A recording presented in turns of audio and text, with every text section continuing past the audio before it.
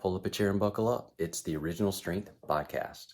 Hey guys, and welcome to the Original Strength BodCast. I am your host, Tim Anderson, and I am also your guest today. So I've had a pretty couple of big weeks. I just finished a book that I've been working on for 2 years. And I really haven't been working on it for 2 years, but I started writing it 2 years ago and then I put it down for a little while. And anyway, over the last several weeks, I picked it back up and tried to finish it out. So I have submitted that for the blessing and approval of my publishing company. So pretty excited about that. Also, I am 3 weeks away from being an empty nester. Not terribly excited about that. I'm gonna miss my kids, but it's a new chapter. I'm excited for them, and yeah, maybe I'll start dating my wife again. We'll see what happens. And let's see what else. Oh, just did a Original Strength for the clinicians workshop called Clinical Reset, and that went pretty good. One of the things I love sharing in those workshops, and I think I've actually told you this before, if I have, it's okay. It's worth hearing twice. The importance of tongue placement. So if we keep our tongue on the roof of our mouth, life just gets easier. It just makes everything better. It helps you breathe easier, and that's important. And it actually helps you just move better. And that's, I know it sounds weird, like, why does it matter, or does it really matter where I put my tongue? And absolutely it does, because everything has a place and everything matters. And that's the beautiful thing about your body. So you can test this for yourself, though. I really love learning through experience.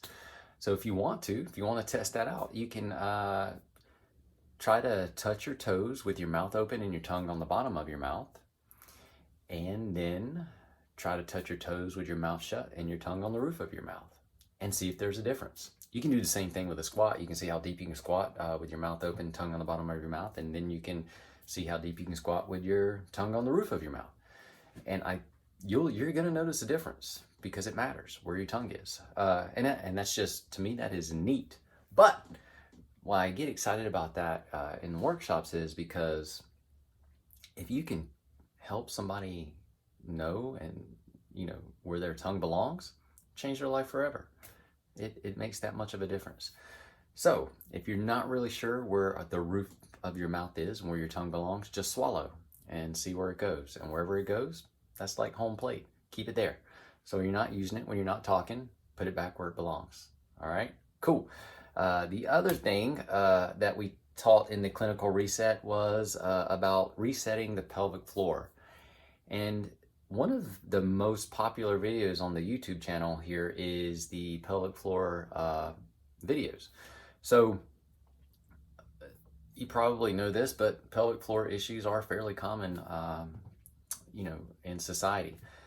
But just because they're common doesn't mean that they're actually supposed to be happening, or it's just because it's common, it's not necessarily natural, and you're not stuck with it. That's the most amazing thing about the body, is you're designed to heal. And if we engage in our design, man, wonderful things happen. So one of the easiest things you can do to help try to restore your pelvic floor is to actually just restore your breath. So your diaphragm, your breathing muscle, is also a twin to the pelvic floor, which is also a diaphragm. And when the diaphragm's doing its job, it's supposed to dance rhythmically with the pelvic floor. And so if you are not breathing properly, there's a great chance that your pelvic floor is not functioning as optimal as it should, or as optimal as it wants to. Because if your diaphragm's compromised, you're compromising your pelvic floor. So one of the easiest places to start, or the best place to start, not easy, but the best place to start, is trying to restore your breath, which is putting your tongue on the roof of your mouth and relaxing your belly so that you can allow your diaphragm to descend into your belly, push your organs. That's what makes the belly and the low back kind of move in and out. So you're just trying to fill your lungs up from the bottom to the top.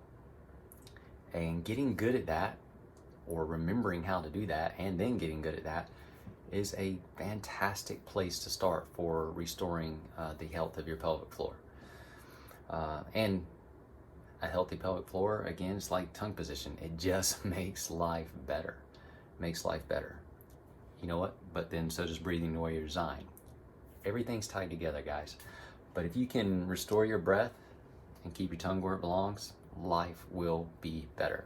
All right, so let's go to the Q&A for the week. We had some questions come in from YouTube. Question number 1 from Gangsta G is, and this was on the Hindu push-up video. His question was, who let the giraffe out of the cage? That was a good one. Good one. Hadn't heard that. It's been at least a week since I've heard something about giraffes and necks. So thank you, Gangsta G, for watching the video and leaving a comment. I appreciate it.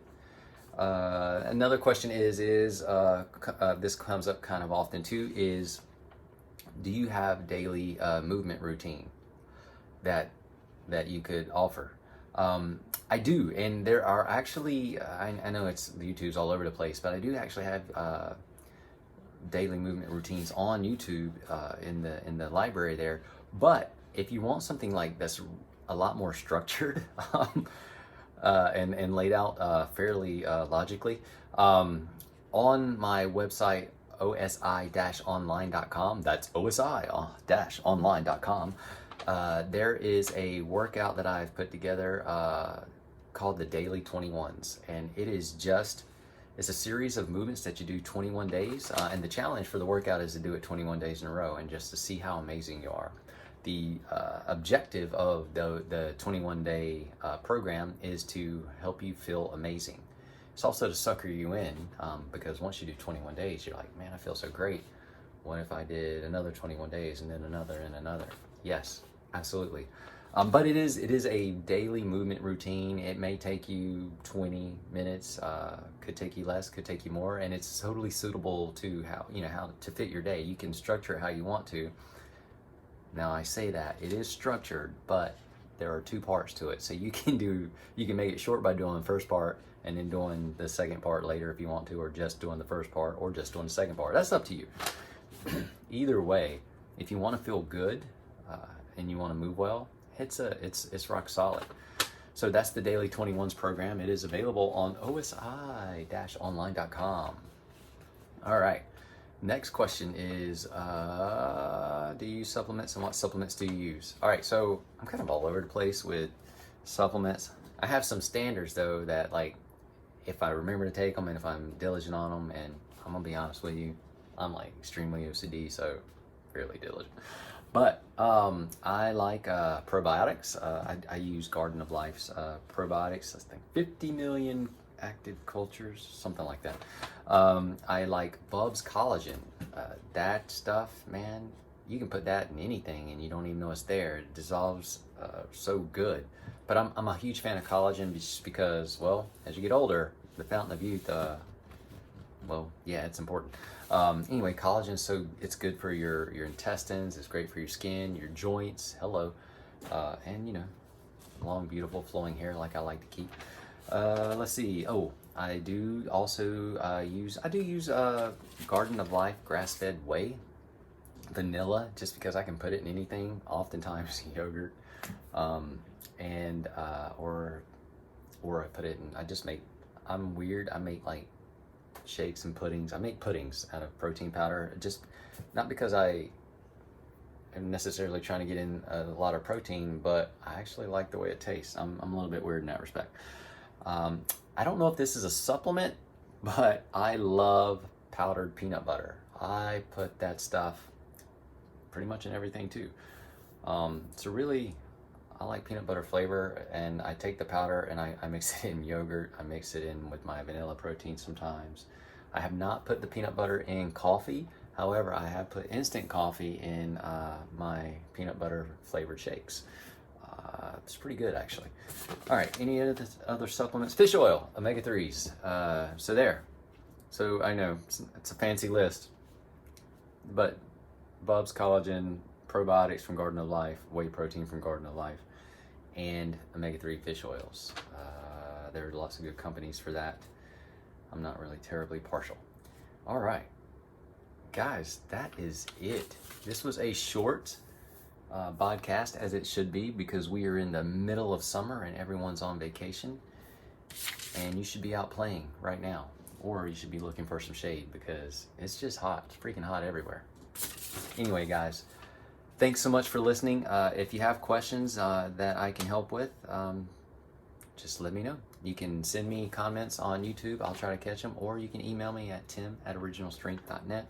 I will also try to put the things that I mentioned in the comments of the show. Anyway, guys, thanks so much. Have a great week. Thanks for listening, everyone. Now get outside and play.